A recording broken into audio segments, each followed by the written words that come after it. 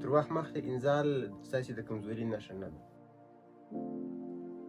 دا چې تر وخت مخکې انزال د څه په خاطر رامنځته کېږي دلې به ورباندې خبرې وکړو. دا چې نن سبا د نارینه‌وو جنسي ناروغۍ ورځ تر بلې زیاتېږي، اما ناروغان د شرم او یا هم د اقتصادي مشکلاتو په خاطر ډاکټر ته مراجعه نشي کولی.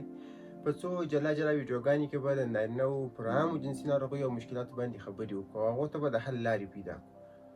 نن به تر وخت مخته د انزال په پیژندنه، اسبابو او درملنه خبرې وکړو چې پریمیچر ایجاکولیشن هم ورته ویل کېږي، چې دا څنګه ناروغي ده، ولې رامنځته کېږي او درملنه یې څنګه کولی شو. لومړی به تر وخت مخکې انزال وپېژنو. تر وخت مخکې انزال هغه حالت ته ویل کېږي چې مخکې تر دې چې یو نارینه خواهش پوره سي، په غیر ارادي او ناخوښه شکل سره تر وخت مخته انزال ته رسېږي، چې د خاوند او مېرمنې دواړو د ناخوښۍ او د خاوند د سرچټۍ لامل کېږي. دا چې تر وخت مخکې انزال د څه په خاطر رامنځته کېږي دلې به ورباندې خبرې وکړو. خو زموږ په ټولنه کې دې حالت ته د کمزوري په سترګه باندې کتل کېږي، مګر دا په اصل کې کمزوري نه ده. عموما تر وخت مخکې انزال 3 ګروپه عمده اسباب لري، چې رواني، بیولوژیکي او خاوند او مېرمنې ترمنځ د اړیکو پر اساس اسباب پکښې شامل دي. اول به په رواني اسبابو باندې خبرې وکړو. په رواني اسبابو کې د خاوند او مېرمنې تشویش او خفګان شامل دی، او ورسره یو ځای د واده اول وختونه چې طبعا د دواړو ترمنځ د شرم فضا موجوده وي، شخص ډېر ژر انزال ته رسېږي. نو دا ټول د جنسي فعالیت پر وظایفو او کنټرول باندې بېساري تاثیر لري.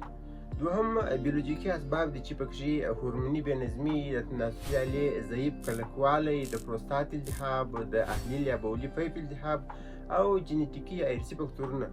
دا ټول فکتورونه چې منشأ د وجود په داخلي سیستم او تنظیم پورې اړه لري، کولی شي چې ستاسې د انزال په وخت کې فوق‌العاده تغییرات رامنځته کړي.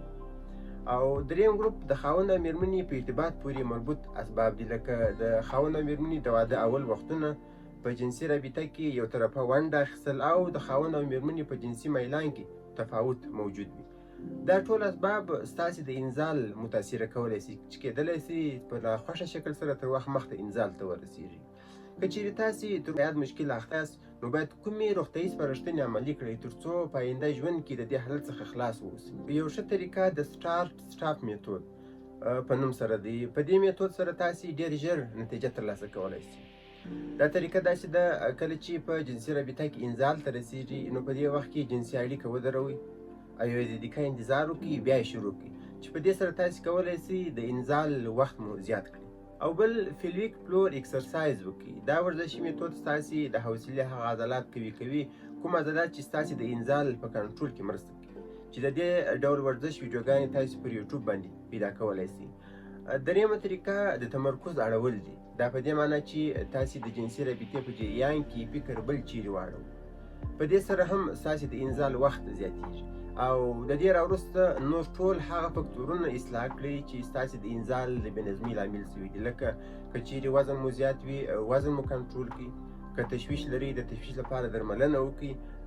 قوي خوراکي رژیم د ځان عادت وګرځوئ. خپلمنځي اړیکه مو صمیمي کړئ او جنسي رابطې ته مناسبه وقفه ورکړئ، چې د دې ټولو سپارښتنو په عملي کولو سره به تاسې داسې نتیجې ته ورسېږئ چې تاسې به یې فکر هم نه وي کړی.